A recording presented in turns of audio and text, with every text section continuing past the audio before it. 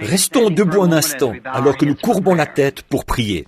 Et maintenant, pendant que nos têtes sont inclinées, et j'ai confiance que nos cœurs aussi sont inclinés, j'aimerais savoir combien ici ce soir voudraient qu'on pense à eux dans la prière, pour quelque chose de spécial.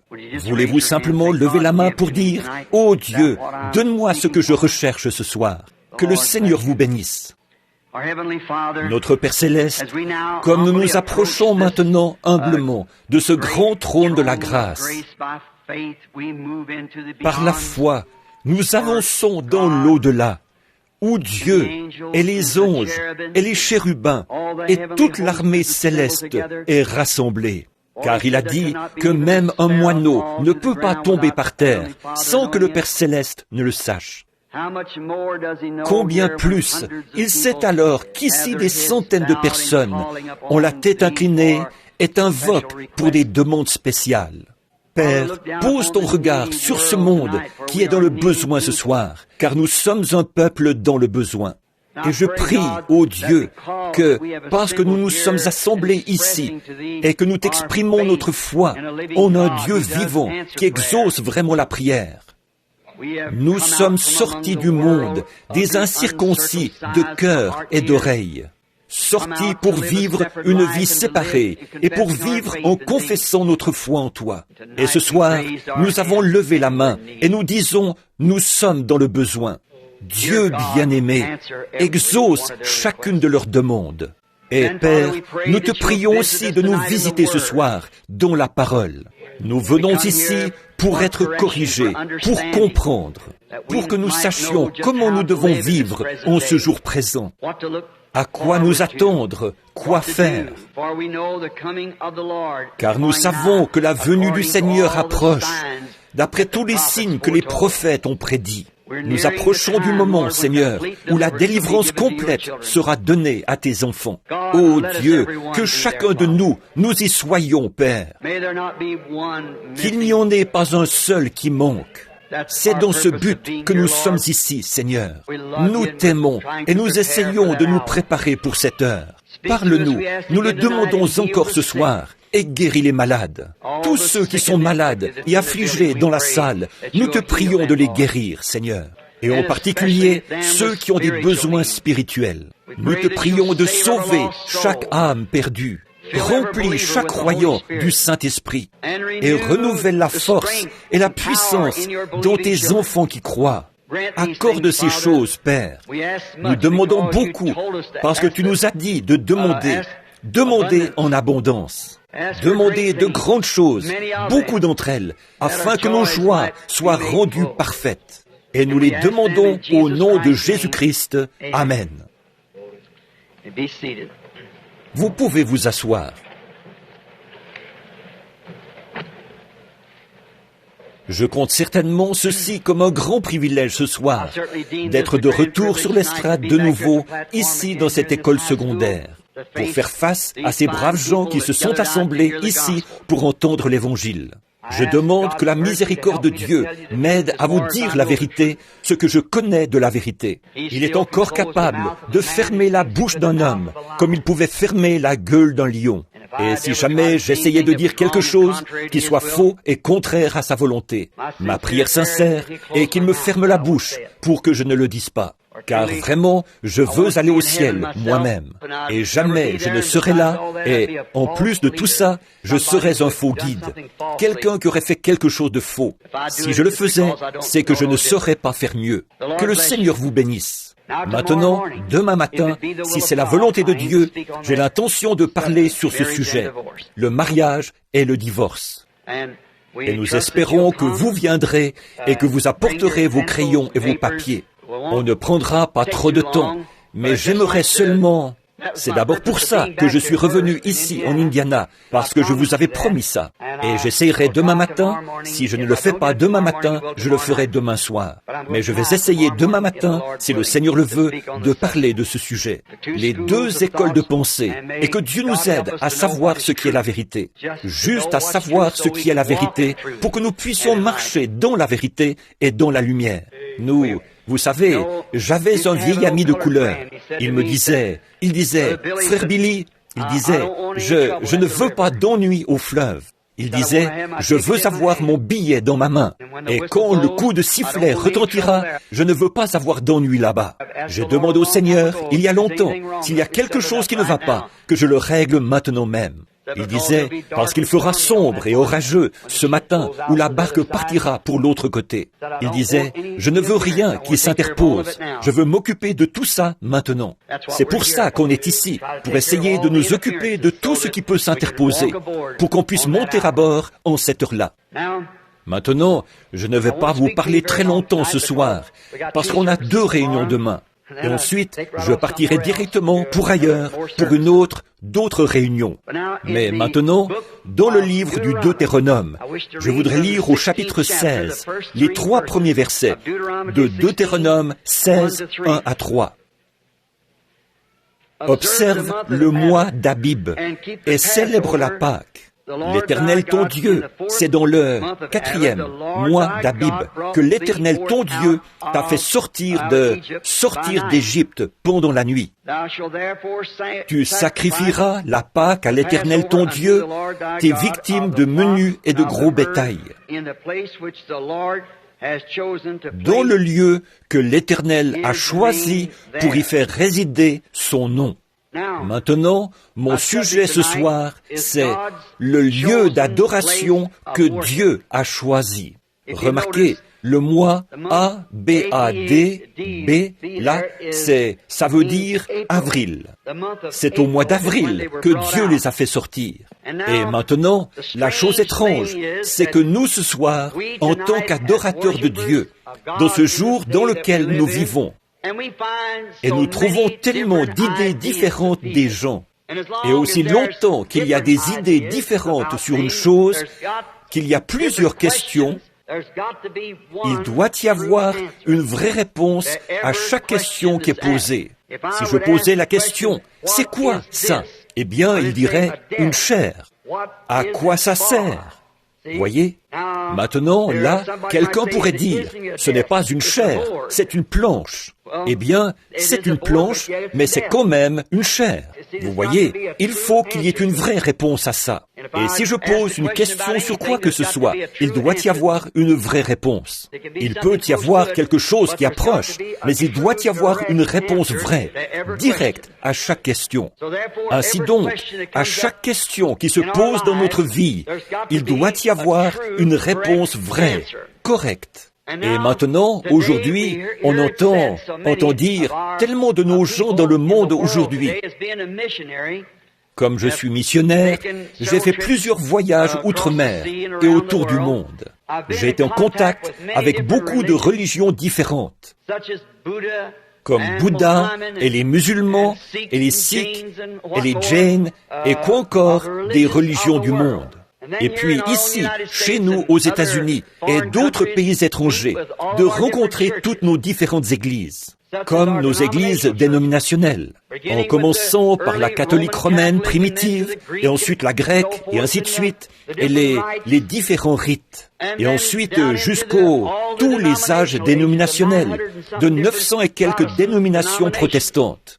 Maintenant, chacune d'entre elles, bien sûr, on peut voir leur idée, et je ne peux pas le leur reprocher. Chacune croit qu'elles sont la vérité, qu'elles ont la vérité. Et les gens qui appartiennent à ces églises devraient croire ça, parce qu'ils ont établi leur destinée éternelle sur l'enseignement de cette église-là. Et elles sont tellement différentes les unes des autres que ça fait 900 et quelques questions différentes.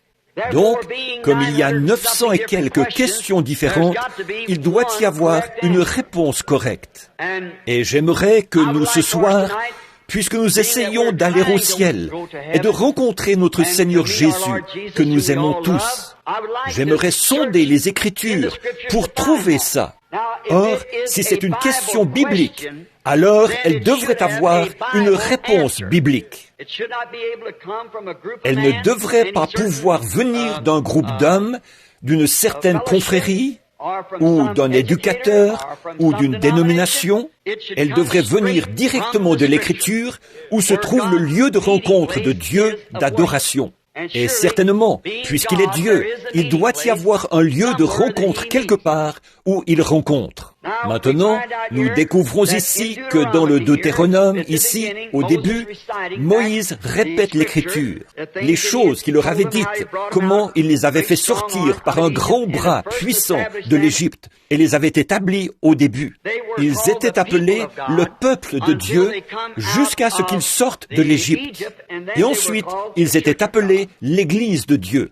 En effet, une église est un rassemblement, où, en réalité, l'église veut dire les appelés à sortir, ceux qui ont été appelés à sortir. Et ils sont sortis d'Égypte pour être l'église. Maintenant, Dieu leur avait dit, avant qu'ils aient établi le temple et tout ce qu'ils ont fait, je choisirai le lieu de mon adoration et j'y mettrai mon nom.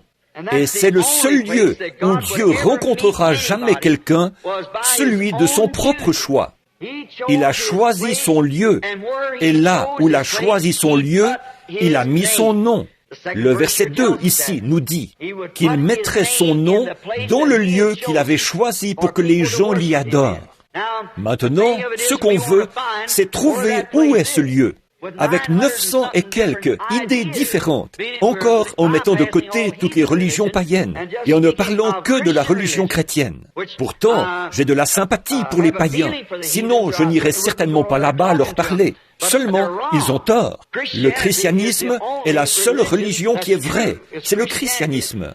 Et je ne dis pas ça simplement parce que je suis chrétien. En effet, je crois que c'est la vérité. C'est la seule religion à avoir raison. J'ai été au tombeau où le cheval blanc est changé toutes les 4 heures, où Mahomet, un grand prêtre, est conducteur, pas longtemps après Christ. On dit qu'il était prophète. Et je ne doute pas qu'il ait été, tout de suite après les frères Maccabées. Mais quand il est mort, il a prétendu qu'il allait ressusciter et qu'il allait conquérir le monde entier. Maintenant, à peu près toutes les 4 heures, il relève la garde et il garde un cheval blanc à son tombeau. Ils l'ont fait depuis 2000 ans en s'attendant à ce qu'il ressuscite pour conquérir le monde. Mais, vous voyez, et vous prenez Bouddha. Bouddha a vécu il y a plusieurs centaines d'années, il y a environ 2300 ans, le dieu du Japon. Et donc, c'était un philosophe, un peu comme Confucius, et ainsi de suite. Mais tous ceux-là, pour les fondateurs, et ainsi de suite, ils sont tous morts avec leur philosophie et ils sont enterrés. Ils sont dans la tombe. Mais le christianisme, qui a été établi par Jésus-Christ, il y a une tombe vide. Il a été le seul homme qui se soit jamais tenu sur terre et qui ait vécu et dit « J'ai le pouvoir de donner ma vie et de la ressusciter à nouveau. » Et il l'a fait et il vit aujourd'hui. Et nous savons qu'il vit parce qu'il est avec nous et il nous en donne la preuve par des signes et des miracles physiques qu'il a promis qu'il ferait pour le montrer. Si bien que la colonne de feu qui conduisait les enfants d'Israël dans le désert, elle est avec nous aujourd'hui. Elle s'est même laissée prendre en photo. Elle accomplit les signes et les prodiges qu'il a promis qu'elle ferait en ce jour. Tandis que nous voyons toutes les paroles qu'il a promises se manifester aujourd'hui. Par conséquent, le reste du monde païen n'est pas dans la course. C'est le christianisme. Maintenant, comme il y a 900 et quelques questions sur où Dieu rencontre, il rencontre les méthodistes, ou il rencontre chez les baptistes, ou il rencontre dans ceci et cela et autre chose. Or, il y a une question là. Alors chacun doit rechercher son propre salut avec crainte et tremblement. Mais ce soir, je veux essayer de trouver et de prouver dans l'Écriture où est le lieu exact où Dieu rencontre et adore avec les gens. Et si c'est celui-là, c'est le seul lieu où il rencontrera jamais. Maintenant, on a pris ce passage dans le Deutéronome. C'est un mot grec qui a un sens composé, où il veut dire deux lois. Le mot grec Deutéronome veut dire deux lois différentes. Et c'est exactement ce que Dieu a, deux lois différentes. Et l'une d'elles est une loi de mort et l'autre est une loi de vie. Dieu a deux lois. Le suivre et le servir et l'adorer, c'est la vie. Rejeter ça, c'est la mort. Il y a deux lois en Dieu. Maintenant, l'une de ces lois a été dévoilée au monde au mont Sinaï. Dieu a donné la loi à Moïse et à Israël. Non pas que la loi ait pu les aider, mais la loi leur montrait seulement qu'ils étaient des pécheurs. Avant ça, ils ne savaient pas ce que c'était que le péché, avant d'avoir une loi. Il ne peut pas y avoir de loi sans sanction. Une loi sans sanction n'est pas une loi. Ainsi donc, transgresser la loi, c'est le péché. Et le salaire du péché, c'est la mort. Ainsi donc, avant que Dieu leur ait donné une loi, aucune transgression ne leur était imputée. S'il n'y a pas une loi ici qui dit qu'on n'a pas le droit de rouler à plus de 32 km à l'heure, alors vous pouvez rouler à plus de 32 km à l'heure. Mais quand il y a une loi qui l'interdit, alors il y a une loi et une peine pour la sanctionner. Maintenant, la mort, la loi de la mort, c'était les commandements donnés sur le mont Sinaï qui montraient à l'homme qu'il était pécheur. Et s'il transgressait la loi de Dieu, il mourrait. Mais il n'y a pas de salut dans la loi. Là, c'était seulement un gendarme qui pouvait vous mettre en prison. Elle n'avait rien pour vous en faire sortir.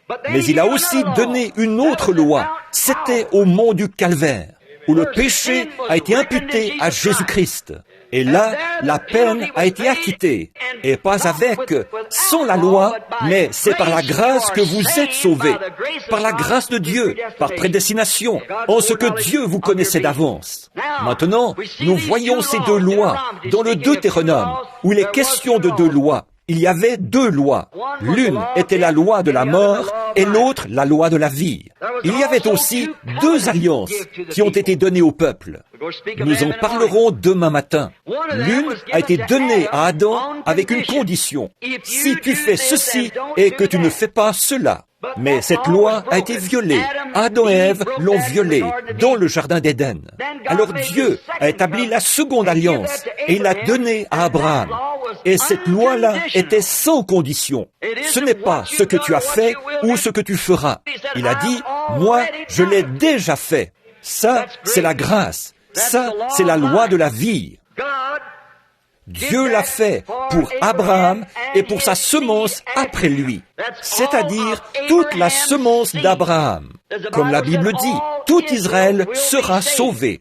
Mais ça ne veut pas dire les Juifs. Comme Paul disait, ceux qui sont Israël intérieurement ou Israël au dehors. Au dehors, comme on en a parlé l'autre soir, c'étaient les enfants d'Isaac par le sexe. Mais la loi de Dieu, c'était à travers Christ, qui était la semence royale d'Abraham, que, par grâce, tout Israël est sauvé. C'est-à-dire, tous ceux qui sont en Christ sont sauvés.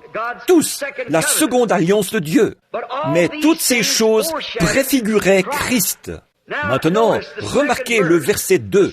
Le verset 2, ici, dans Deutéronome 16. Adore dans le lieu que j'ai choisi. Maintenant, vous devez adorer Dieu, il a dit, dans le lieu que j'ai choisi. Pas celui que quelqu'un d'autre a choisi, mais celui que moi j'ai choisi. Or, si Dieu a choisi un endroit, alors il est de notre intérêt de voir ce qu'il en a dit. Et où se trouve-t-il? Je veux le trouver, parce que, vraiment, je veux l'adorer. Nous sommes tous ici ce soir pour l'adorer. Nous sommes assis ici ce soir, des méthodistes, des baptistes, des catholiques, des témoins de Jéhovah, des chrétiens scientistes et tout. Mais nous cherchons tous quelque chose.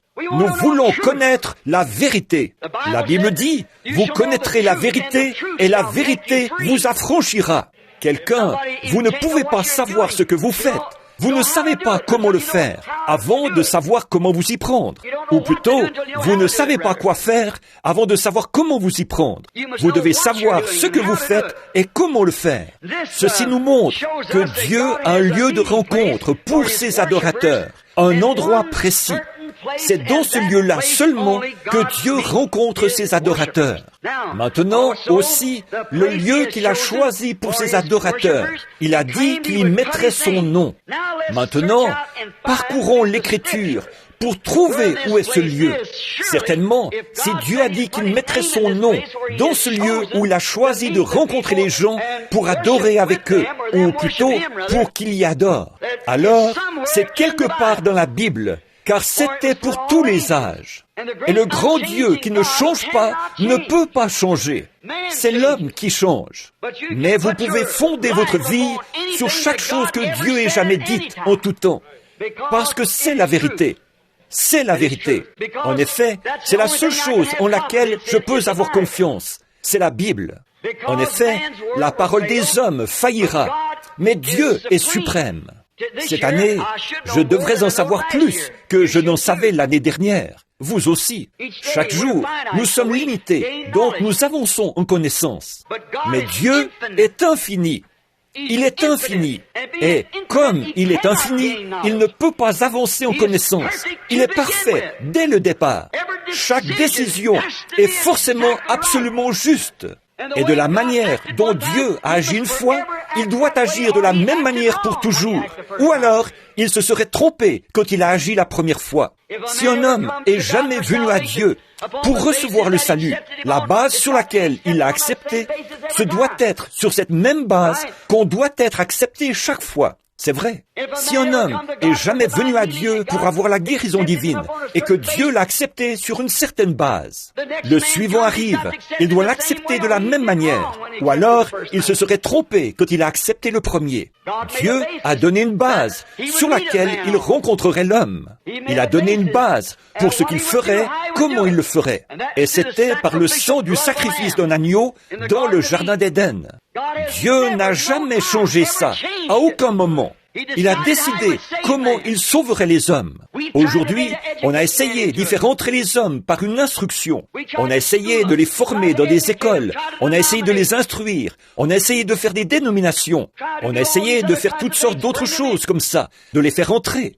De les faire entrer en les secouant. De les faire entrer en les baptisant. Et tout ce qu'on peut faire d'autre. De les faire entrer par des lettres. Mais c'est toujours pareil. Dieu rencontre un homme sous le sang versé de l'agneau. C'est par le sang que Dieu l'a fait au commencement et c'est par le sang que Dieu le fait ce soir. C'est bien de faire pénitence et toutes ces choses, mais c'est seulement par le sang qu'on peut avoir le salut. Le sang, c'est la seule manière que Dieu a choisie pour sauver les hommes, et il ne peut pas changer ça.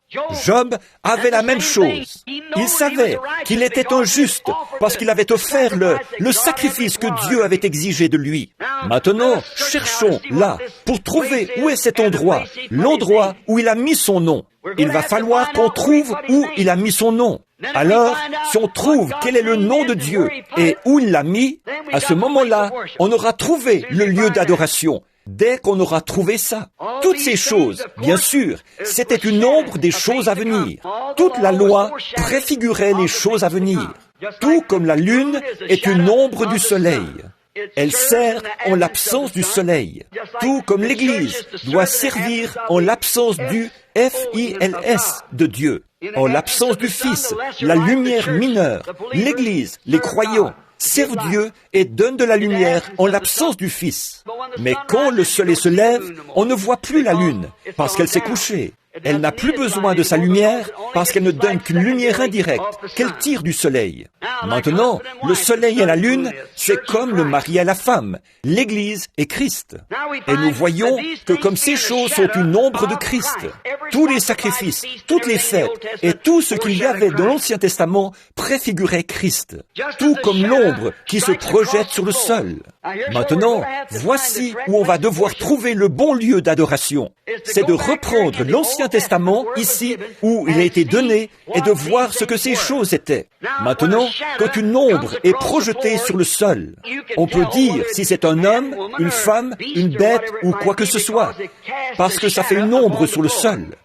Et quand cette ombre raccourcit, l'ombre, c'est le négatif, et il ne peut pas y avoir de négatif sans qu'il y ait un positif.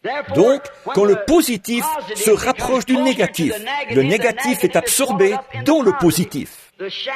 L'ombre et le positif se rejoignent, et c'est ce qui donne le positif.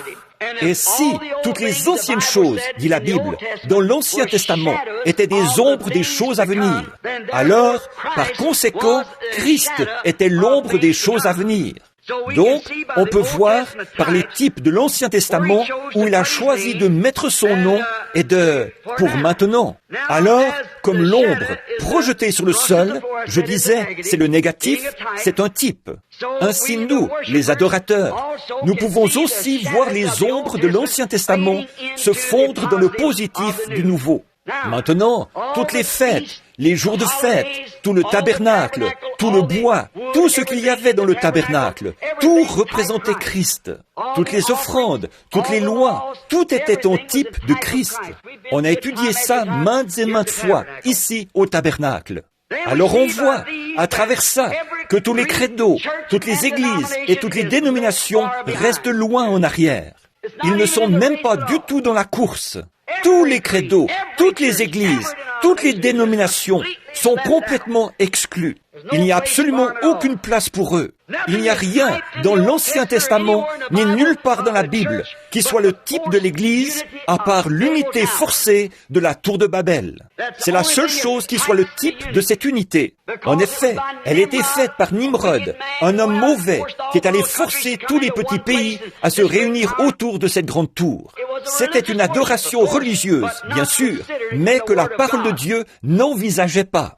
Alors, c'est là qu'on trouve le type de la religion dénominationnelle, dans la tour de Babel, dans l'Ancien Testament. Et cette religion était bien une religion, mais ce n'était pas la religion de la parole de Dieu. Dieu n'a pas choisi de mettre son nom dans aucune dénomination.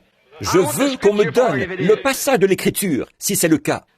Je sais qu'il prétend qu'il l'a fait, mais il ne l'a pas fait.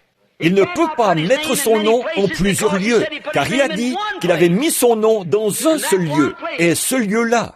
Chacune de nos dénominations aime à prétendre que c'est eux, ce lieu-là, mais c'est contraire.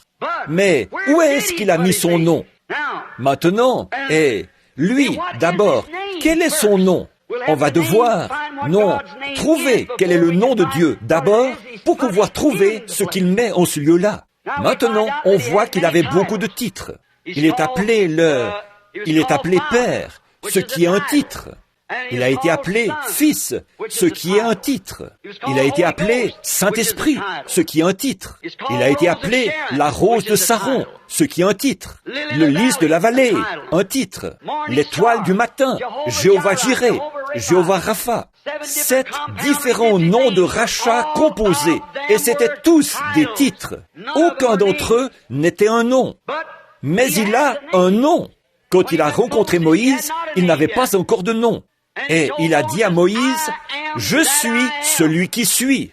Et quand nous voyons Jésus sur terre, qui parle dans Hébreux chapitre 6, excusez-moi, c'est dans l'évangile de Jean chapitre 6, il a dit, « Je suis celui qui suis ». Il disait, « Comment? Tu es un homme qui n'a pas plus de 50 ans, et tu dis que tu as vu Abraham ?»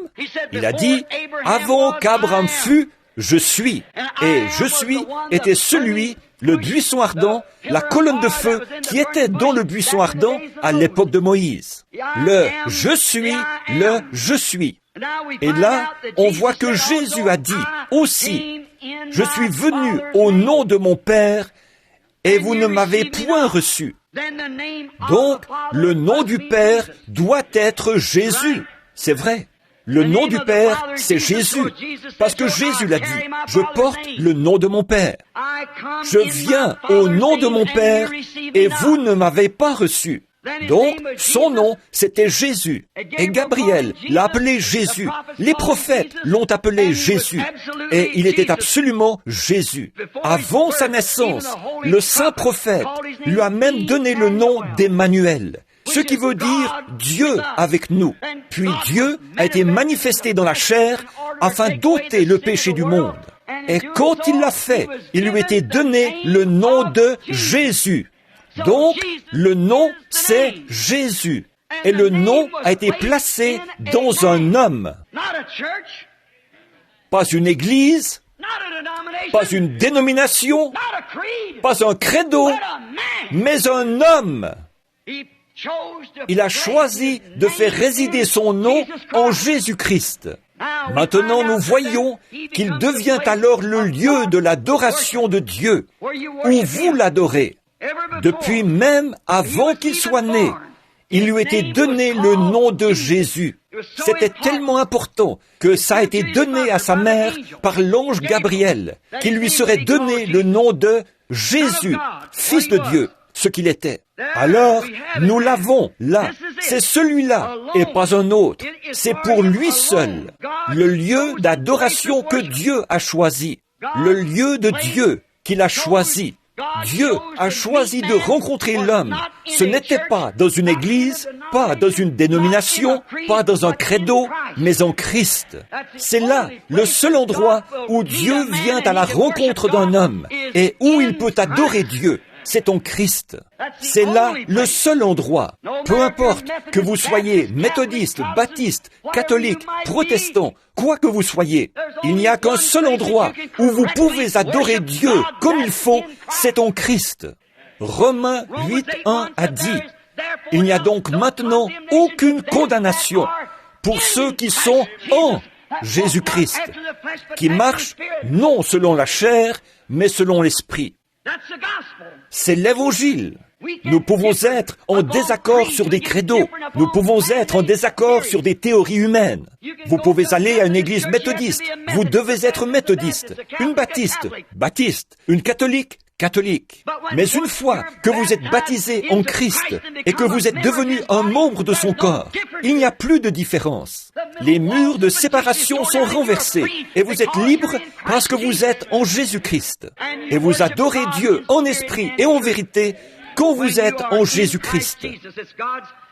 Le plan de Dieu, c'est que vous l'adoriez en Jésus-Christ.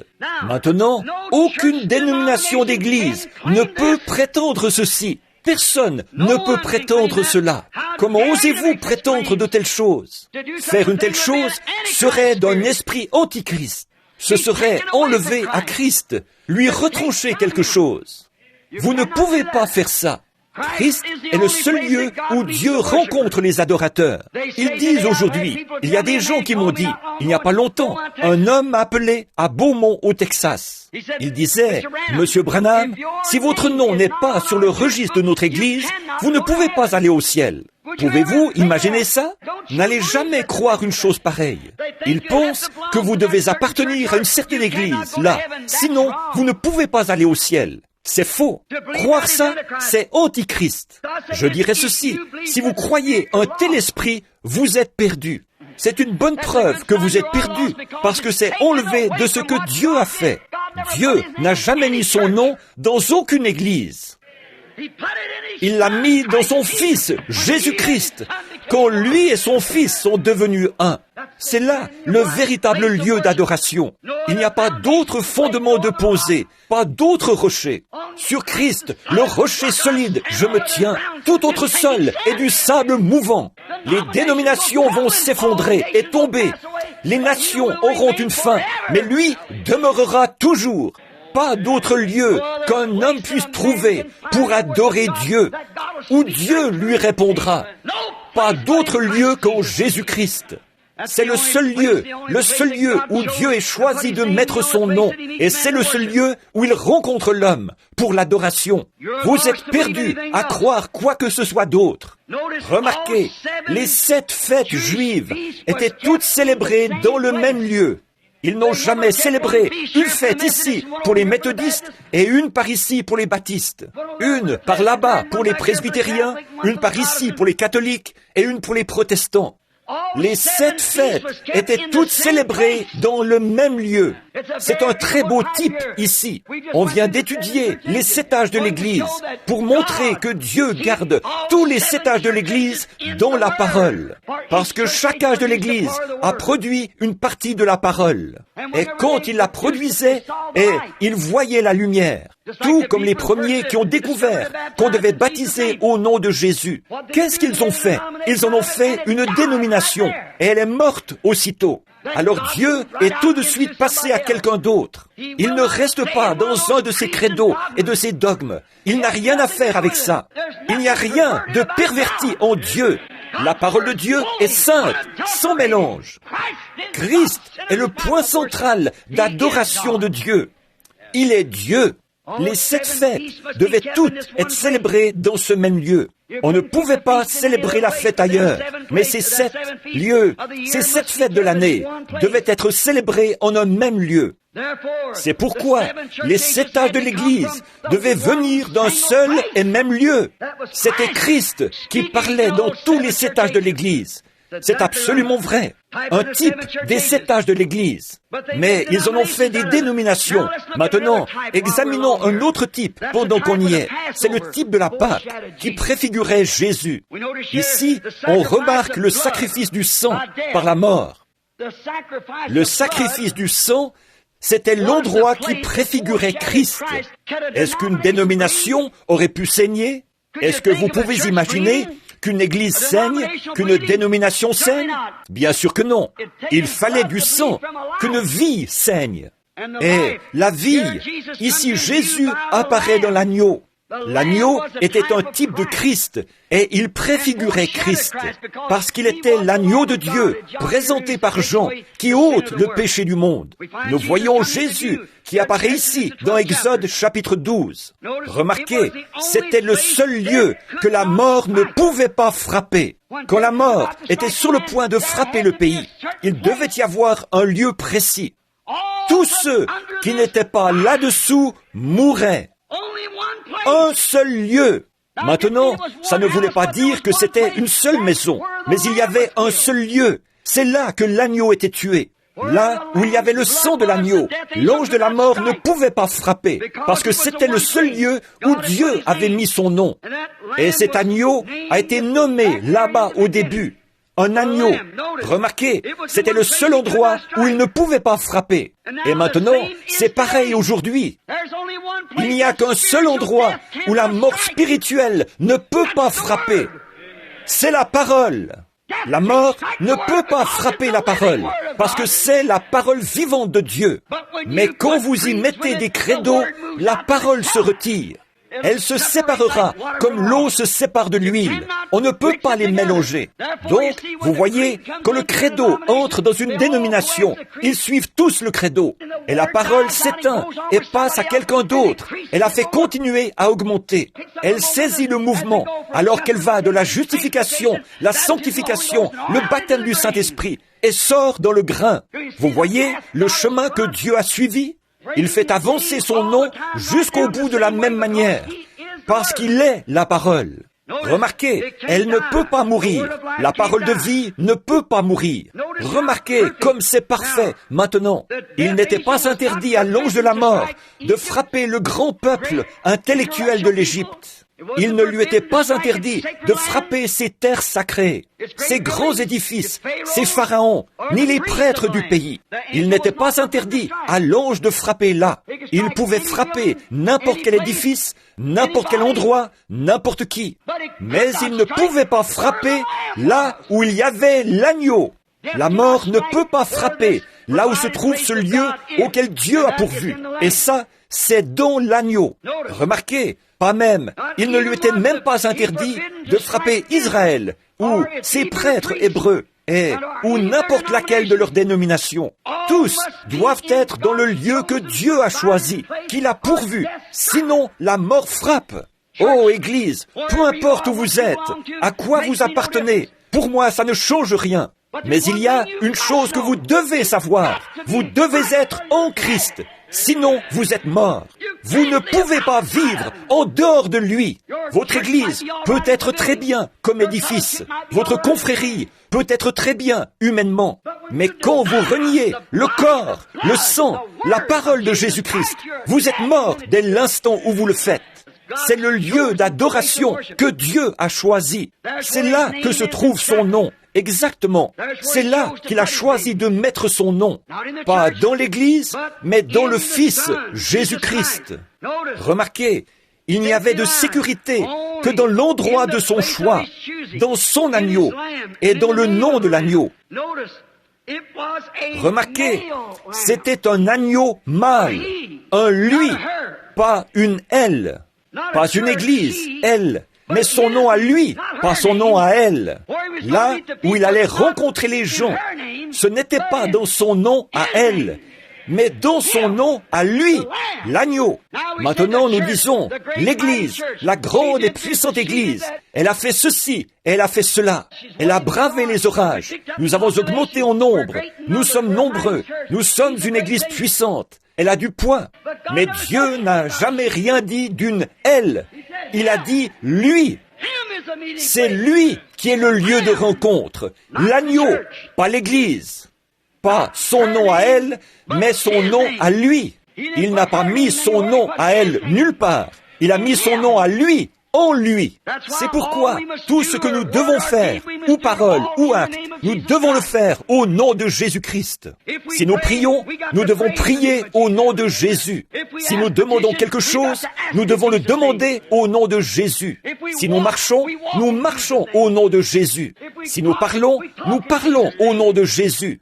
Si nous baptisons, nous devons baptiser au nom de Jésus-Christ.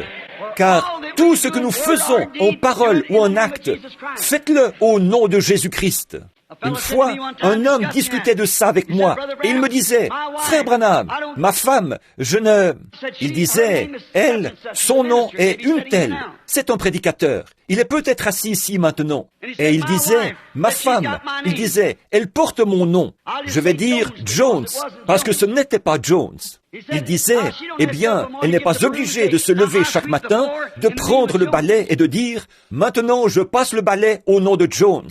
Et je fais la vaisselle au nom de Jones. Et je raccommode les habits au nom de Jones. Il disait, je crois qu'il n'y a pas besoin de citer de nom du tout. J'ai dit, je crois qu'il faut le faire. C'est vrai. Et il a dit, eh bien, elle n'a pas besoin de dire, tout ce qu'elle fait, c'est au nom de Jones, dès le départ. Je dis, mais vous n'avez pas pu passer dans la rue, la prendre et lui dire, viens avec moi, Jones. Il a fallu qu'elle devienne d'abord, par une cérémonie de mariage, une Jones. Sinon, vous vivez dans l'adultère. Et si vous êtes baptisé de n'importe quelle autre manière que dans le nom de Jésus-Christ, c'est un baptême adultère qui ne se trouve pas dans la Bible. Ensuite, tout ce que vous faites, en parole ou en acte, faites-le au nom de Jésus. Après ça, ce que vous faites. Mais vous devez d'abord prendre son nom. Il y a beaucoup de braves femmes dans cette salle ce soir. Des femmes honnêtes, respectables. Mais il n'y a qu'une Madame William Branham. C'est elle qui rentre à la maison avec moi. C'est elle qui est ma femme. Il y a des braves gens dans le monde, de bonnes églises, mais il n'y a qu'une Madame Jésus-Christ. Et c'est elle qu'il vient chercher. C'est là que se trouve son nom. C'est là que se trouve son adoration. En elle et en elle seule. C'est vrai. Oh, oui, monsieur, nous voyons que c'est vrai. Maintenant, c'est pourquoi nous, tout ce que nous faisons en parole ou en acte, nous le faisons au nom de Jésus-Christ. Il n'y a sous le ciel aucun autre nom qui ait été donné pour le salut en dehors du nom de Jésus-Christ. Dans Actes chapitre 2, il est dit, car sachez-le, il n'y a aucun autre nom qui ait été donné sous le ciel par lequel un homme doit être sauvé, seulement dans le nom de Jésus-Christ. Amen. J'espère que vous comprenez. Le nom de Jésus-Christ, tout, le plus haut des cieux porte son nom. Toute la famille dans les cieux s'appelle Jésus, dit la Bible. Et toute la famille sur terre s'appelle Jésus. Alors voilà le nom que Dieu a choisi et où il l'a mis. C'est son lieu d'adoration, en Jésus-Christ. Maintenant, nous savons qu'il en est ainsi. Pas d'autre lieu pour adorer qu'en lui. Il n'y a sous le ciel aucun autre nom qui ait été donné parmi les hommes par lequel ils doivent être sauvés. Son nom est le nom de rédemption de Dieu. Dieu porte le nom de Jéhovah Jireh, Jéhovah Rapha, Jéhovah Jireh. Le Seigneur pardonne tous tes péchés. Jéhovah Rapha, le Seigneur guérit toutes tes maladies. Il a eu beaucoup de titres, mais il a un seul nom de rédemption qui appartient à la race humaine. Et c'est le nom de Jésus. Voilà son nom qu'il a choisi de mettre. Où est-ce qu'il l'a mis? Il l'a mis en Christ. Tous les autres noms d'église, credo, titres, se confient en eux, c'est la mort. Si vous vous fiez à l'église méthodiste pour vous emmener au ciel, vous êtes perdus. Si vous vous fiez aux pentecôtistes, à l'église pentecôtiste, pour vous emmener au ciel, vous êtes perdus. Et l'église baptiste, luthérienne, presbytérienne, catholique, ou n'importe quelle autre, si vous vous fiez à leur nom, ou à leur titre, ou à leur credo, vous êtes perdus. En effet, vous ne pouvez même pas adorer avant d'être d'abord entré dans le lieu d'adoration. Amen. C'est là le seul lieu où Dieu rencontre l'adorateur. C'est le lieu où il a choisi de mettre son nom. Tous les autres, si vous vous confiez en eux, vous mourrez. Il a aussi une autre ombre de Jésus ici. J'ai noté ça, le passage de l'Écriture. Là aussi, il est préfiguré ici. Il doit être sans défaut. L'endroit où il met son nom, cet agneau doit être sans défaut. Maintenant, à quelle dénomination ou système pouvez-vous attribuer ça? À quelle église? Catholique, protestante, juive, quelle qu'elle soit? À quel système, dénomination est-ce qu'on peut attribuer ça? Être sans défaut. Tout ça, c'est rejeté et refusé. Mais il y a un lieu. Alléluia! Ce lieu, c'est en Jésus-Christ. Lui, il est sans défaut. En lui, il n'y a aucune faute. Vous ne pouvez pas attribuer ça. Tous ces gens qui essayent de le faire, de dire que leur Église est sans faute et tout ça, ils sont souillés, désobéissants à la parole. Ils aiment, à moitié morts, Laodicéens, un credo. Mais ce n'est pas la vérité. Mais jusqu'à Pilate lui-même, son ennemi, il a dit, je ne peux rien trouver de coupable en lui. Son propre ennemi a témoigné de ce qu'il n'y avait rien de coupable en lui. Vous ne pouvez lui attribuer aucun péché. Il a dit aux prêtres de son temps, lequel d'entre vous peut m'accuser de péché? Qui peut me montrer que je suis un pécheur? Nommez-moi une seule église qui puisse dire qu'ils n'ont jamais rien fait de mal. Franchement, il n'y en a pas une seule, presque, qui n'ait pas commis des meurtres et fait tout ce qu'on peut trouver dans les annales, ou presque. Et pourtant, il continue à prétendre être... Non, ce n'est pas le lieu de rencontre de Dieu pour l'adoration. Dans aucun credo, ni dans aucune dénomination. Mes amis, je ne veux pas blesser, mais je suis responsable d'un message. Et ce message, c'est « Sortez de cette souillure ». Et si je vous demande de sortir, où est-ce que je vais vous amener? Est-ce que je vous amènerai au Branham Tabernacle? Il est tout aussi fautif que n'importe lequel des autres. Mais il y a un endroit où je peux vous amener, où vous êtes en sécurité et protégé de la mort. C'est en Jésus-Christ. C'est le lieu d'adoration de Dieu. Voilà le lieu que je vous présente ce soir, là où Dieu a mis son nom, là où il a promis qu'il rencontrerait toute personne qui y entrerait, qu'il adorerait avec elle et festoierait avec elle. C'est en Christ. Pas dans une église, pas dans un tabernacle, mais en Christ. C'est lui le tabernacle de Dieu. C'est lui le lieu où Dieu est entré, lui-même, et en qui il a demeuré. Celui-ci est mon Fils bien-aimé, en qui je me plais à demeurer. C'est là que Dieu a établi sa demeure, qu'il a porté son nom et sur qui il l'a placé, Jésus-Christ. Donc, son nom a été mis dans un homme, son Fils, Jésus-Christ, en qui il a établi sa demeure. Et dans ce tabernacle-là, alors que, en type, l'ancienne Jérusalem, les anciennes fêtes, l'ancien temple, c'était un type.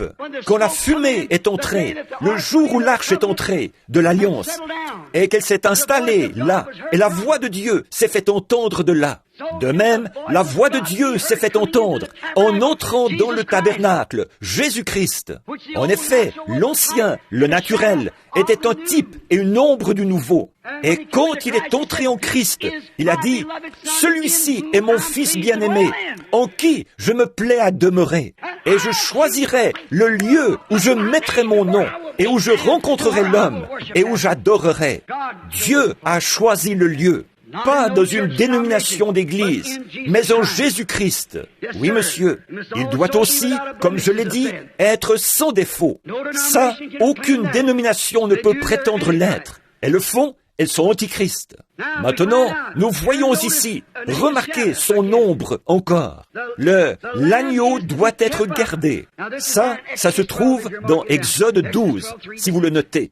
Exode 12, 3 à 6. L'agneau doit être gardé pendant 4 jours. pour être éprouvé, pour voir encore s'il est digne d'aller au sacrifice. Il doit être pris, examiné maintes et maintes fois, pendant 4 jours, pour voir s'il a un défaut, pour voir s'il a une maladie, pour voir si l'agneau a quelque chose qui ne va pas. Il doit être gardé 4 jours.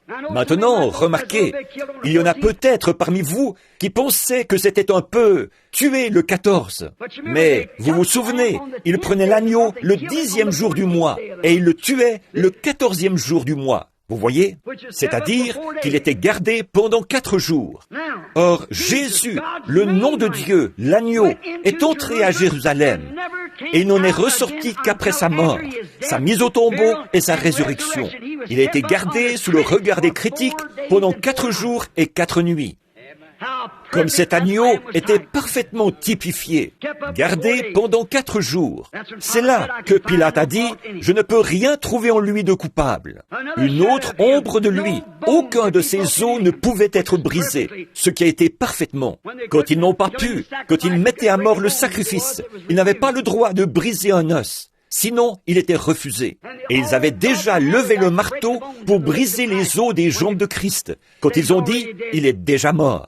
Ils lui ont percé le côté et ils ont trouvé du sang et de l'eau. Remarquez encore une autre chose glorieuse, ici. Je ne voudrais pas la laisser de côté. C'est qu'il était représenté dans les offrandes. L'offrande de farine. Je me souviens qu'une fois, il y avait une école dans la Bible qu'on appelait l'école des prophètes. Et c'était toute une école. Et on voit qu'un jour, Élie est allé là-bas à cette école. Et ils ont dit, ils l'ont prié de partir. Ils disaient, quand tu es là, c'est trop en ordre. Alors, ils voulaient qu'il s'en aille. Et ils sont sortis pour aller lui chercher à dîner. Et un groupe de prêtres sont sortis, ou des prophètes, pour aller chercher des pois pour lui préparer à dîner. Et quand ils sont allés, ils en ont ramassé un grand tablier tout plein. Et quand ils sont revenus, c'était des coloquintes sauvages, ce qui est du poison. Et ils les ont jetés dans le pot. Le potage s'est mis à bouillir. Et quelqu'un a dit, hélas, la mort est dans le pot. Maintenant, on ne peut même pas manger. Et Élie a dit, apportez-moi une poignée de farine. Et il a pris la farine et il l'a jetée dans le pot. Et il a dit, mangez, le pot est guéri. L'offrande de farine, c'était Christ. Chaque grain devait être pareil. Et chaque petit morceau de farine devait être moulu pareil pour l'offrande de farine. Ce qui montre qu'il est le guérisseur. Il substitue et il enlève la mort et met la vie par les 2 lois. Alléluia! Là où il y a la mort, à un endroit, quand Christ entre, la vie entre. Il est le même hier, aujourd'hui et pour toujours. Et là où il y avait la mort, c'est devenu la vie, parce qu'on y a fait entrer Christ, l'offrande de farine. Quelle grande leçon ces choses feraient si on prenait le temps de les voir en détail. Maintenant, remarquez, pas une seule parole des ombres ne faillit. Jamais une seule parole n'a failli de l'ombre. Tout typifiait parfaitement. Il est le lieu d'adoration que Dieu a choisi et le nom de Dieu lui est donné. Il est le lieu d'adoration de Dieu et le nom de Dieu lui est donné. Il est la parole de Dieu et il est le nom de Dieu. Il est à la fois la parole de Dieu et le nom de Dieu. Il était la parole faite chair. Il était la parole de Dieu, l'agneau de Dieu, le nom de Dieu, et il était Dieu. Voilà ce qu'il était, le lieu choisi et le seul pour adorer Dieu. Et Dieu refuse tout autre lieu que dans Jésus-Christ. Vous ne pouvez pas l'adorer nulle part. Il a dit, c'est en vain qu'il m'adore, en enseignant comme doctrine les commandements d'hommes. Aujourd'hui, on a des credos, des dogmes et tout, qui enseignent que ceci est le chemin, et que cela est le chemin. Et Jésus a dit, je suis le chemin, la vérité et la vie, et nul ne peut venir à Dieu que par moi. Autrement dit, je suis la porte de la bergerie. Tous ceux du dehors sont des voleurs. Il est le seul accès. Il est la porte, il est le chemin, la vérité, la vie. Tout ce qu'il y a, la seule entrée, le seul lieu, la seule adoration, le seul nom, tout est relié à Jésus-Christ. Tout l'Ancien Testament lui est relié. Le Nouveau Testament lui est relié. Et l'Église, aujourd'hui, lui est reliée par la parole de son commandement. Il n'y a aucun autre lieu aucun autre nom, ni nulle part, où Dieu ait jamais promis de rencontrer l'homme. Rien qu'en Jésus-Christ, le lieu d'adoration qu'il a choisi. Remarquez, Dieu n'a promis de rencontrer ses adorateurs que dans ce lieu-là seul. Et c'est par son propre choix, pas par notre choix, pas selon notre pensée, mais selon sa pensée à lui, son choix à lui. Et ce serait le lieu où il mettrait son nom, le lieu qu'il choisirait. Alors on voit qu'on trouve où était son nom, ce qu'il a choisi par son propre choix. Maintenant qu'on a trouvé le lieu où il a mis son nom, c'est-à-dire en Jésus-Christ. Et il n'y a aucun autre lieu, ni aucun autre nom. Est-ce que vous êtes convaincus de ça? Dites Amen. Maintenant, ce qu'il y a, c'est que si on trouve où est ce lieu, le lieu d'adoration n'est accepté nulle part, seulement en Christ. Vous pouvez vous repentir, vous pouvez faire ça, mais vous n'adorez pas encore. Vous demandez le pardon. Pierre a dit, le jour de la Pentecôte, quand ils les ont tous vus en train de parler en langue, et qu'il se produisait des grands prodiges et des miracles, ils se sont mis à rire. L'Église l'a fait en disant, ces hommes sont pleins de vin doux. Ils se comportent comme des gens ivres. Là, Marie, la Vierge, et tous, ils étaient ensemble, ils étaient 120, et ils titubaient comme des hommes ivres, et ils parlaient en langue, et ils faisaient ces choses bizarres. Ils disaient, ces hommes sont pleins de vin doux. Mais Pierre s'est levé, et il a dit, hommes frères, ces hommes ne sont pas pleins de vin doux, car ce n'est que la 3e heure du jour. Mais c'est ici ce qui était dit par le prophète Joël. Il arrivera dans les derniers jours, dit Dieu, je répandrai mon esprit sur toute chair. Vos fils et vos filles prophétiseront sur mes servantes et ma servante. Je répandrai de mon esprit. Je ferai paraître des prodiges en haut dans les cieux et sur la terre, du feu, des colonnes de feu, des vapeurs de fumée. Il arrivera avant que le jour grand et terrible du Seigneur arrive, que quiconque invoquera le nom du Seigneur sera sauvé. Quand ils entendirent ceci, ils eurent le cœur vivement touché, et ils dirent, « Hommes frères, que pouvons-nous faire ?» Pierre dit, « Repentez-vous, chacun de vous, et soyez baptisés au nom de Jésus-Christ, pour le pardon de vos péchés, et vous recevrez le don du Saint-Esprit, car la promesse est que toutes les générations futures. » Maintenant, on trouve ça. Maintenant, nous voulons voir comment entrer en lui. Comment est-ce qu'on entre dans ce lieu d'adoration? 1 Corinthiens 12 règle la question. En effet, par un seul esprit, pas par une seule église, pas par un seul credo, pas par un seul pasteur, pas par un seul évêque, pas par un seul prêtre, mais par un seul Saint-Esprit. Nous sommes tous baptisés dans un seul corps, qui est le corps de Jésus-Christ, est sujet à tous les dons qui se trouvent dans ce corps. Oui, monsieur, pas par une adhésion, pas en récitant des credos, pas en se faisant gonfler, en se laissant tomber, en serrant la main, ni rien d'autre. Mais c'est par naissance que nous sommes baptisés dans le corps de Jésus-Christ. Amen.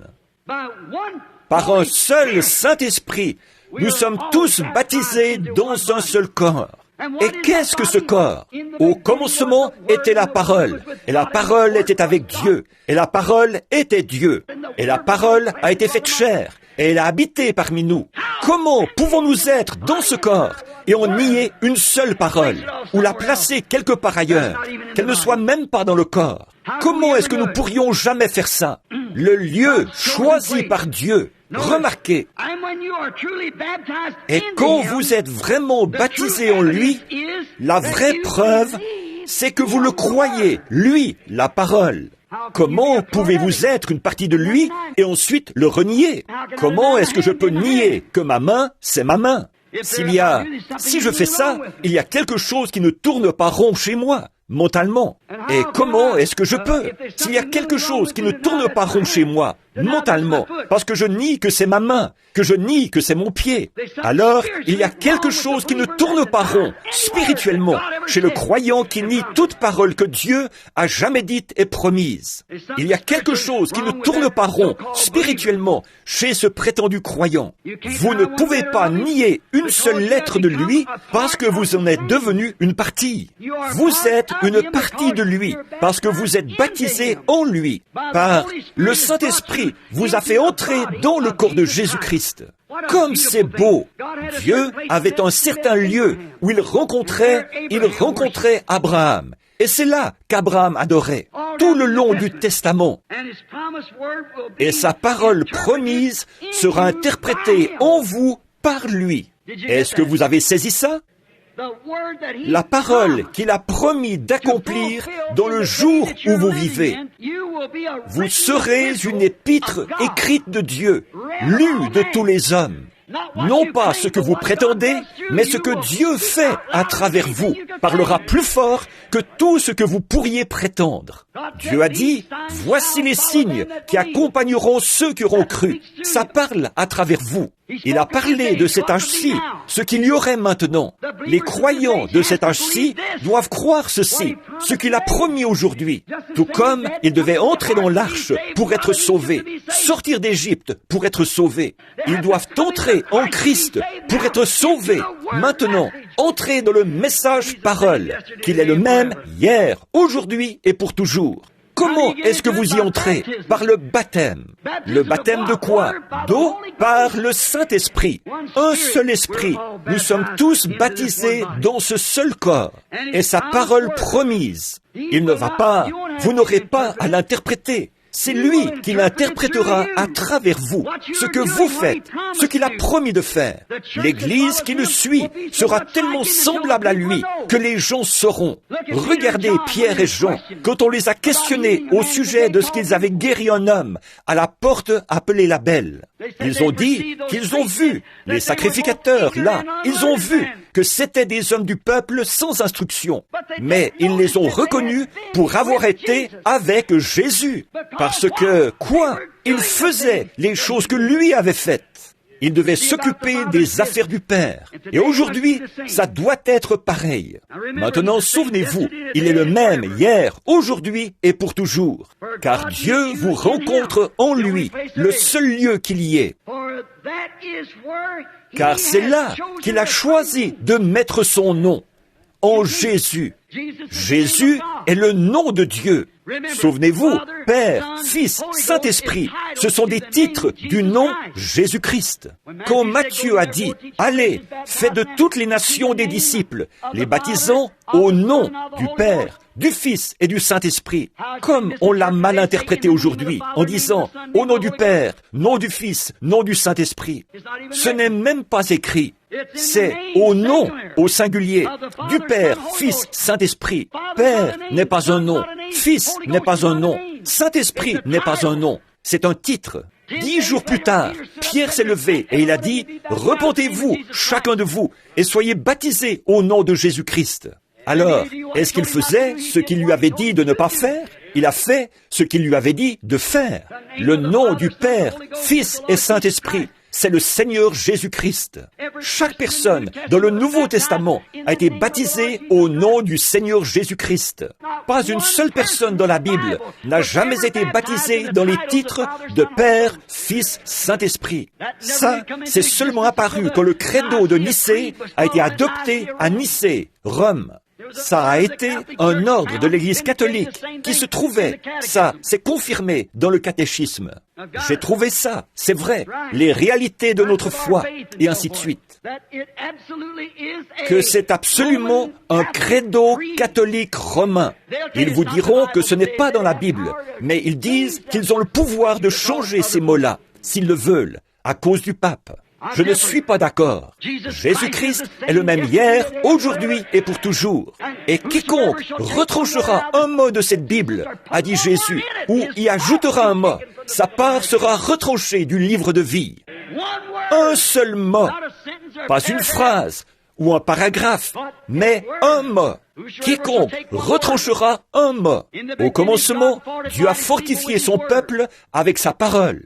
Un seul mot, mal interprété, a provoqué toutes les morts, tous les cœurs brisés, toutes les peines. Ève, ce n'est pas à une phrase qu'elle a désobéi, c'est à un mot qu'elle a désobéi. Quand Jésus est venu au milieu du livre, ça, c'était le début du livre. Quand Jésus est venu au milieu du livre, qu'est-ce qu'il a dit? Il est écrit que l'homme ne vivra pas de pain seulement, mais de toute parole qui sort de la bouche de Dieu. à la fin du livre, Apocalypse chapitre 22, verset 18, la toute dernière partie de la Bible. Jésus lui-même parle. Il a dit, « Je rends témoignage que si quelqu'un retranche un seul mot de ce livre, ou y ajoute un seul mot, sa part sera retranchée du livre de vie. » Parce qu'il est un faux prophète et qu'il a donné une fausse interprétation aux gens. Et leur sang sera redemandé de sa main pour avoir fait ça. Nous devons garder ce seul lieu d'adoration, c'est-à-dire Jésus-Christ la parole, le même hier, aujourd'hui et pour toujours. Amen. Très bien. Souvenez-vous, il n'y a aucun autre lieu de rencontre pour adorer, pas un endroit. C'est Dieu qui l'a choisi. Jean, là-bas, il y a bien longtemps, à la charnière entre le Nouveau et l'Ancien Testament. Écoutez bien maintenant. Soyez bien attentifs. Jean, ce grand aigle, est arrivé du désert en volant un jour. Ses grandes ailes étendues, il s'est posé sur la rive du Jourdain. Un grand prophète aigle qui faisait le pont entre l'Ancien et le Nouveau Testament. Et il les a appelés de la droite et de la gauche. Il convoquait un jour de repentance. Quand les pharisiens et les sadducéens sont sortis, il a dit, « Ne commencez pas à dire en vous-même, nous avons Abraham pour père, parce que je vous dis que de ces pierres, Dieu peut susciter des enfants à Abraham. » Oh là là!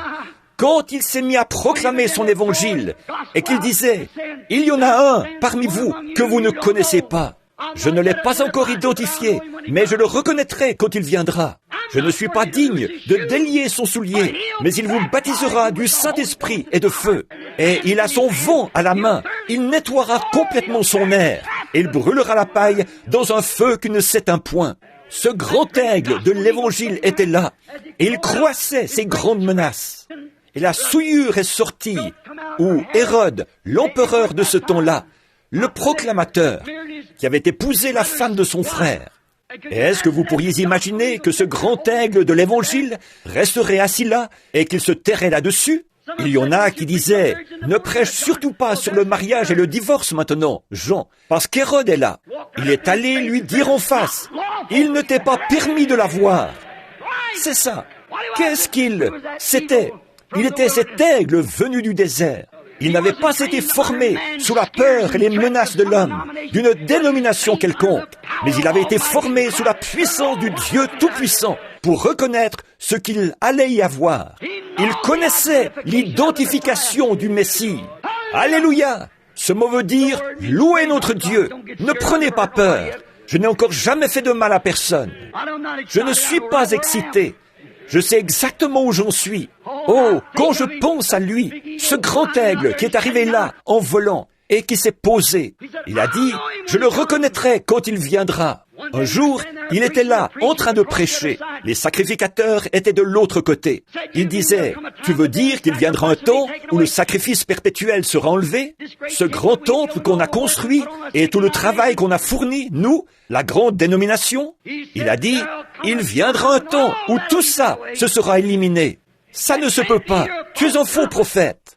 Et il a regardé autour de lui. Il a dit, voici, il est là.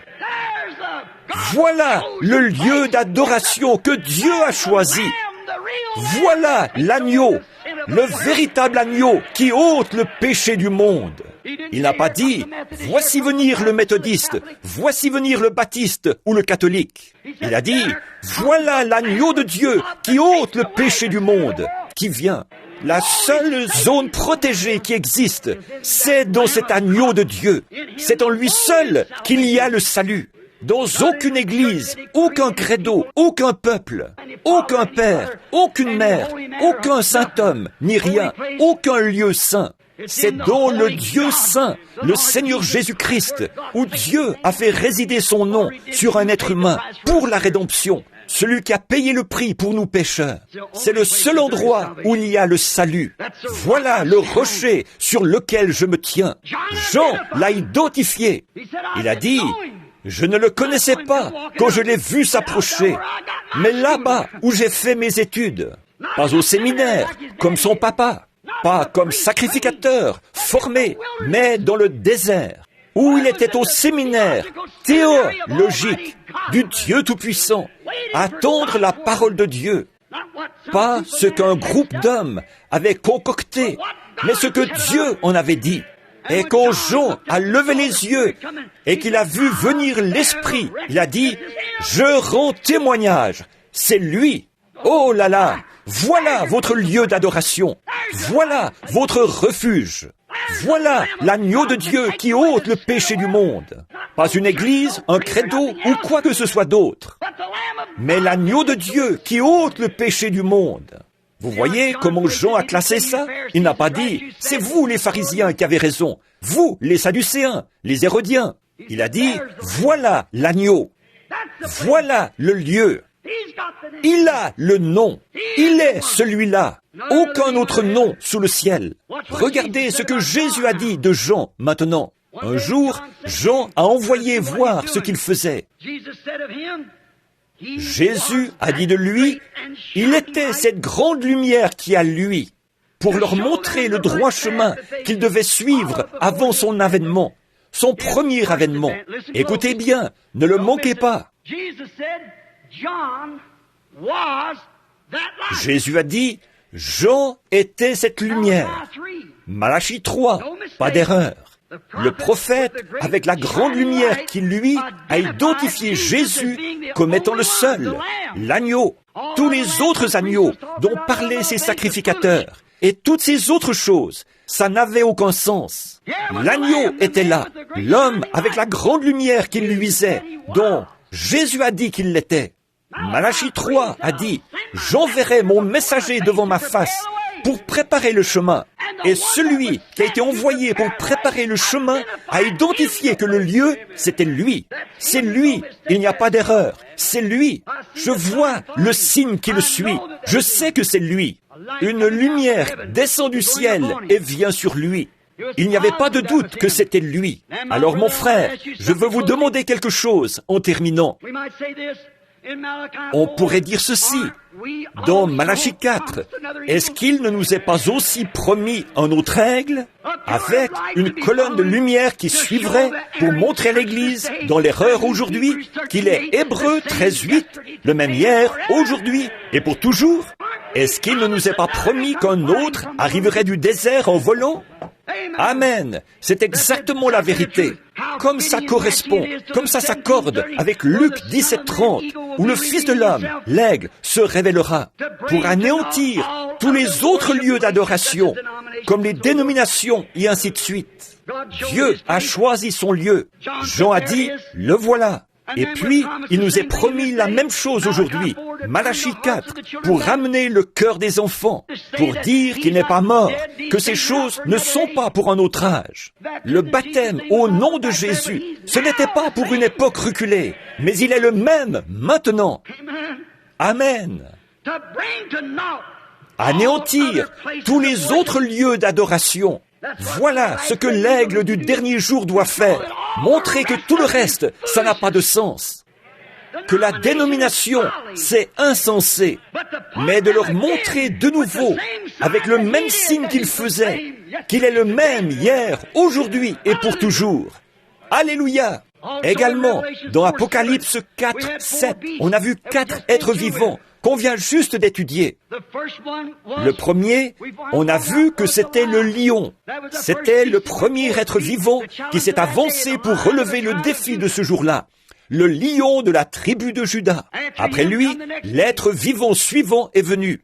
Et on a vu que l'être vivant suivant, c'était un bœuf, qui est une bête de somme, un sacrifice.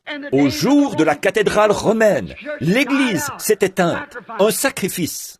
Celui qui est venu ensuite, c'était un homme, c'était un être vivant, avec la face d'un homme.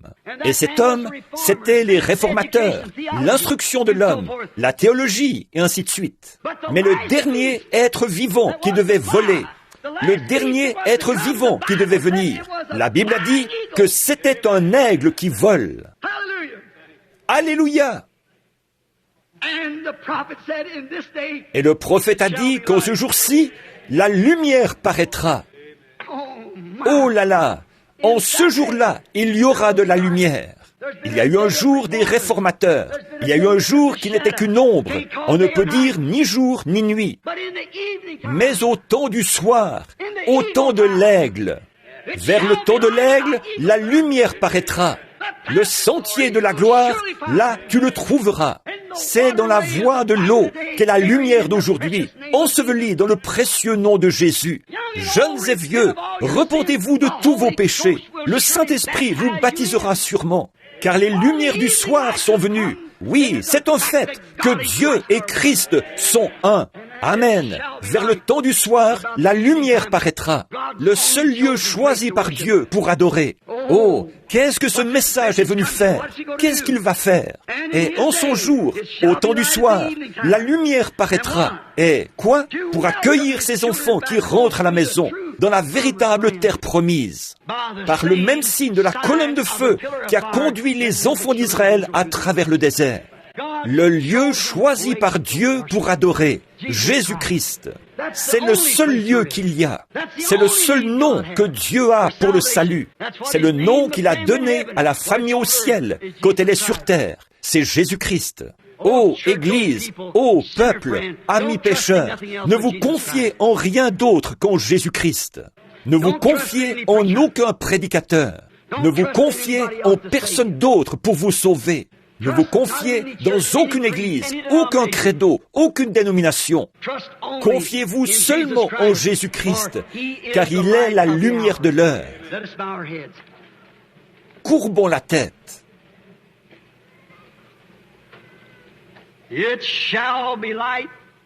Vers le temps du soir, la lumière paraîtra.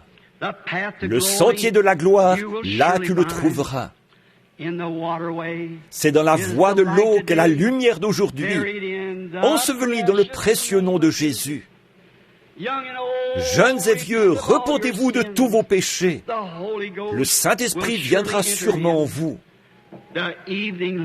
Les lumières du soir sont venues. Oui, c'est un fait que Dieu et Christ sont un. Oh, frères, sœurs, si vous ne vous êtes pas encore repentis, si vous n'avez pas encore été baptisés au nom de Jésus-Christ, voulez-vous prendre ce départ ce soir? Voulez-vous donner à Dieu l'occasion de vous accueillir dans le lieu où vous pouvez l'adorer? Souvenez-vous, hors de là, il n'y a aucun endroit où Dieu est promis de vous rencontrer et d'accepter votre adoration. Vous dites, frère Branham, j'adore en toute sincérité, Caïn aussi. Il a fait toutes les sortes d'offrandes qu'Abel a faites, mais ce n'était pas la bonne offrande. Vous pouvez bien aller à l'église et payer vos dîmes et vous acquitter de votre devoir comme un chrétien doit le faire, avec tout autant de sincérité que n'importe quel homme ou femme. Voilà maintenant une trentaine d'années que je suis ici, autour de cette ville ici, à crier ce même message. Je me fais vieux. Je ne peux pas rester avec vous encore très longtemps. Mais souvenez-vous, au jour du jugement, ma voix est enregistrée. Et elle s'élèvera contre vous. Il n'y a qu'un seul lieu où Dieu met son nom. Et ce n'est pas dans une église, mais en Jésus. Il n'y a qu'un seul lieu d'adoration, qu'un seul lieu où vous êtes acceptés. Et c'est dans le bien-aimé, Jésus-Christ. Il n'y a aucun autre nom sous le ciel qui ait été donné parmi les hommes par lequel être sauvé. Aucune église, aucun credo, rien du tout. Jésus-Christ. Et c'est ça qui doit être le message de l'heure. Ramener les cœurs des enfants, les ramener à la foi qui a été transmise aux saints une fois pour toutes. Ne voulez-vous pas l'accepter ce soir? Et pendant que nous avons la tête inclinée, et ceux qui aimeraient qu'on pense à eux en prière, voulez-vous simplement lever la main? On ne peut pas faire d'appel à l'autel, parce qu'il y en a simplement trop. Que Dieu vous bénisse. Oh, à ma gauche, il doit y en avoir 300. Maintenant, à ma droite, voulez-vous lever les mains, dire « Je veux qu'on pense à moi ». Il doit y en avoir 150 ou plus à ma droite. On a un tabernacle près d'ici, avec un grand bassin rempli d'eau. Un pasteur, un bon pasteur, frère Orman Neville, des associés, ces hommes autour d'ici, que vous voyez, que vous rencontrez, n'importe quel jour, n'importe quel soir, à n'importe quelle heure, quand des gens veulent être baptisés, qui se sont repentis, c'est toujours prêt. Et si vous obéissez à ce commandement, vous êtes sûr, par une promesse de Dieu, si vous êtes sincère dans votre cœur, de recevoir le baptême du Saint-Esprit. Il n'y a qu'un seul lieu d'adoration. Et ça, ce n'est pas dans le tabernacle, c'est en Christ. Comment est-ce qu'on entre en lui? Par un seul esprit, nous sommes tous baptisés dans ce seul corps. Prions. Dieu bien-aimé, quand ses mains se sont levées, elles ont montré ce qu'il y avait derrière cette main, dans le cœur. Une conviction de ce qu'ils sont sûrs qu'ils ont besoin de ton aide. Je prie pour chacun d'entre eux, Père. Et je vais citer ta parole.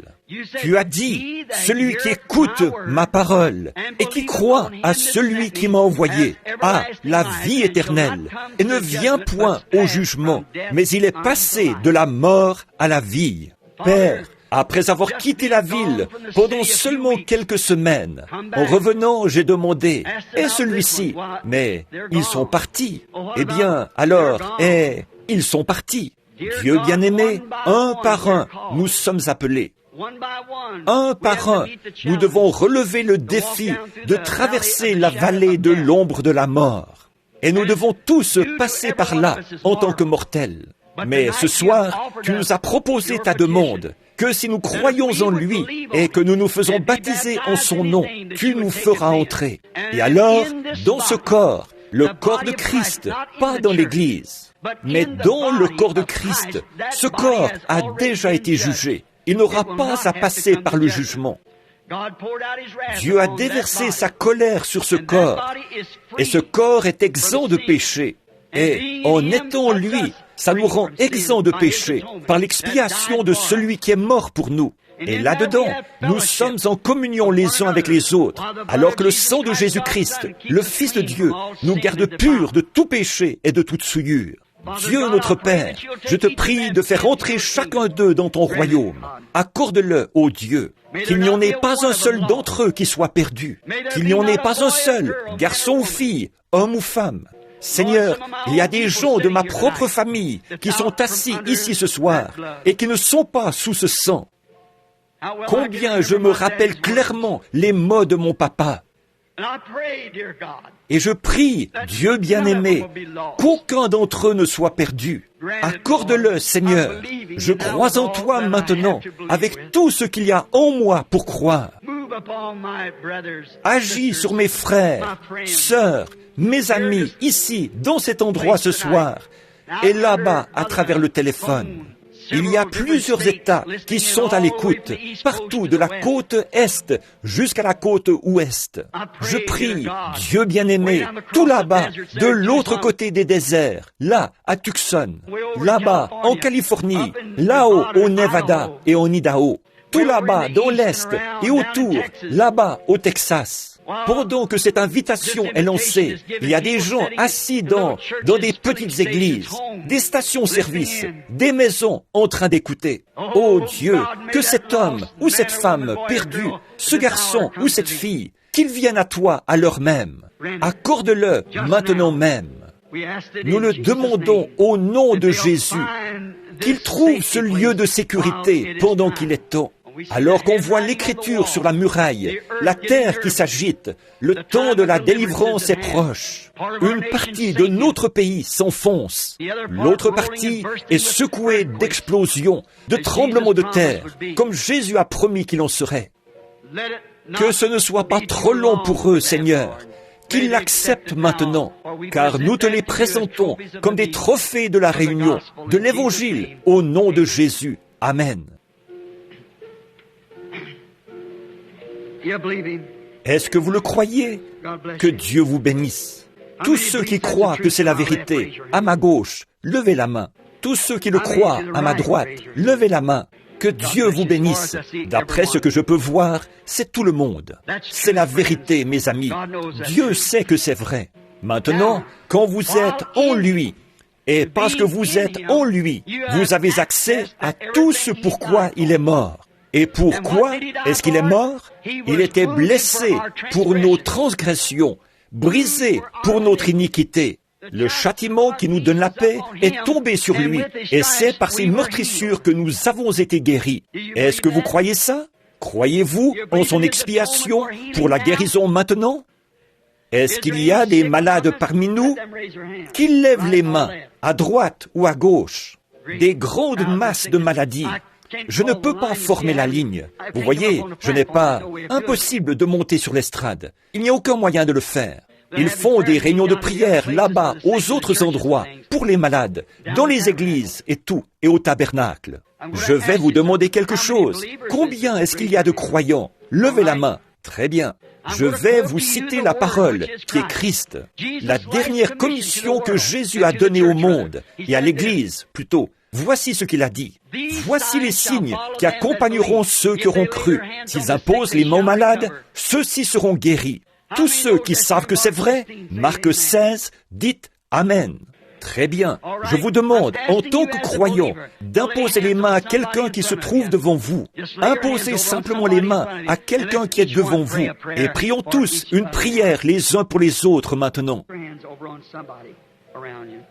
Mettez les mains sur quelqu'un près de vous.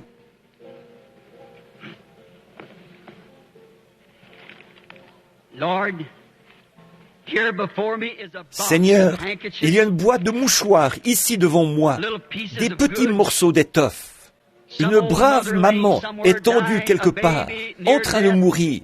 Un bébé à l'article de la mort, des malades partout. Nous lisons dans la Bible qu'on prenait de sur le corps de Paul des mouchoirs et des tabliers, et qu'on les appliquait sur les malades, et les mauvais esprits, et les esprits impurs, et les maladies, et les affections quittaient les gens. Maintenant, Seigneur, nous savons que nous ne sommes pas Saint Paul, mais nous savons que tu restes toujours Jésus, le seul lieu d'adoration pourvu par Dieu. Et maintenant, aujourd'hui, ces personnes ont confessé avoir la même foi, qu'ils croient la même chose que ces gens-là. Tu as préparé le moyen pour eux, c'est sûr. Et je pose mes mains sur ces mouchoirs en demandant que les maladies et les afflictions quittent le corps des personnes sur qui ils vont être appliqués, au nom de Jésus-Christ. Maintenant, il nous est enseigné que quand Israël sortait de l'Égypte, comme il devait le faire, qu'ils étaient en chemin vers la terre promise, la mer Rouge leur a barré le chemin. Et Dieu a baissé les regards à travers la colonne de feu, et la mer a pris peur. Elle s'est retirée, et elle a laissé Israël traverser vers la terre promise. Oh Dieu, abaisse les regards à travers le sang de Jésus ce soir, et que la maladie se retire, et que Satan soit chassé. Et que les gens traversent vers cette promesse de bonne santé et de force. Comme Dieu a dit, par-dessus toute chose, je souhaite que tu prospères côté santé. Maintenant, alors que tu vois, là, Seigneur Jésus, les mains de ces personnes imposées les uns sur les autres, elles symbolisent leur foi en ce que tu as dit. Voici les miracles qui accompagneront ceux qui auront cru. Ils prient à leur manière à eux, les uns pour les autres. Leurs voisins prient pour eux. Maintenant, Seigneur, ce défi a été relevé. Satan, le grand bluffeur, n'a aucun droit de retenir un enfant de Dieu. Il est un être vaincu. Jésus-Christ, le seul lieu d'adoration, le seul vrai nom, l'a vaincu au calvaire. Et nous invoquons son sang maintenant même, par lequel il a vaincu toute maladie, toute affection. Satan to leave this audience in the name of Jesus Christ. Come out of this people and they be made free. Et je conjure Satan de quitter cet auditoire. Au nom de Jésus-Christ, sors de ces gens et qu'ils soient libérés. Tous ceux qui acceptent leur guérison sur la base de la parole écrite, rendez-en témoignage en vous levant et en disant « J'accepte maintenant ma guérison au nom de Jésus-Christ. » Levez-vous. Gloire à Dieu. Voilà. Regardez par ici, des infirmes et tout qui se lèvent. Gloire à Dieu. C'est ça. Croyez simplement. Il est ici. Comme c'est merveilleux. Là-bas, dans l'auditoire, à l'extérieur, par les ondes, vous devriez voir. Je pense que tout le monde ici, pour autant que je sache, ou la plupart d'entre eux, sont debout en ce moment.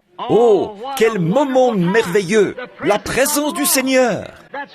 Voilà, là où il y a la présence du Seigneur, il y a la liberté.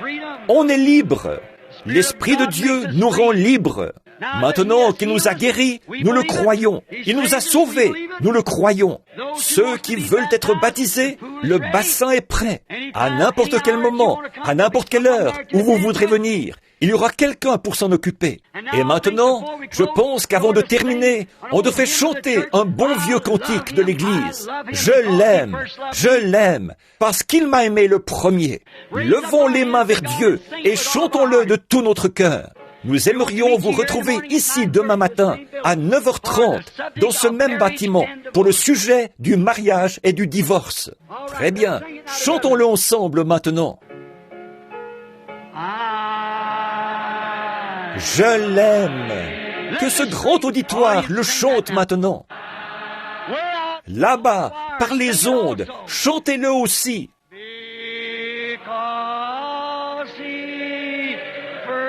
Parce qu'il m'a aimé le premier.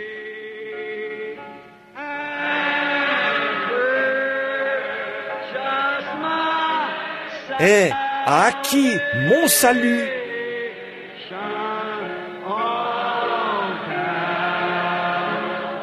sur le bois du calvaire. Où est-ce que ça a été fait? Sur le bois du calvaire. Pendant que nous le rechantons, je voudrais que vous serriez la main à quelqu'un près de vous en disant « Que Dieu te bénisse, pèlerin ».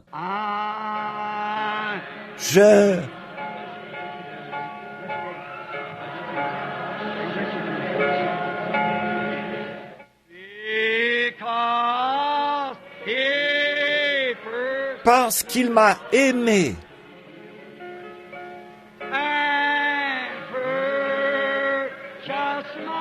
Et a acquis mon salut sur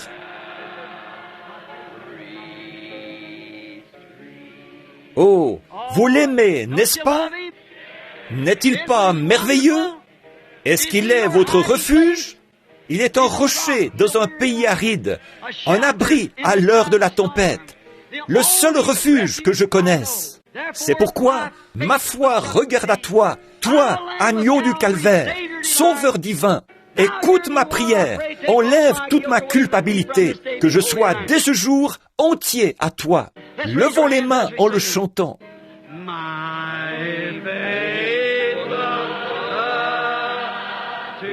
Ma foi regarde à toi. Toi, agneau du calvaire. Ô Sauveur divin,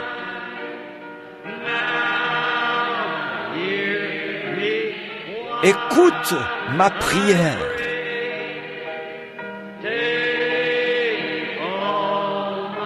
Efface mon péché.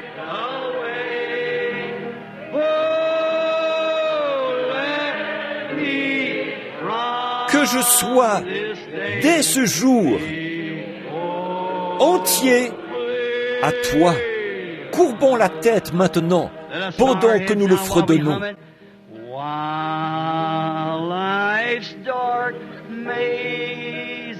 Et dans ce labyrinthe, entouré de malheurs, oh, sois mon guide.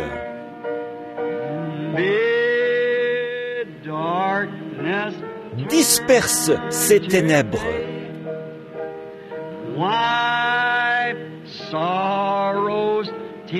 Viens essuyer mes larmes.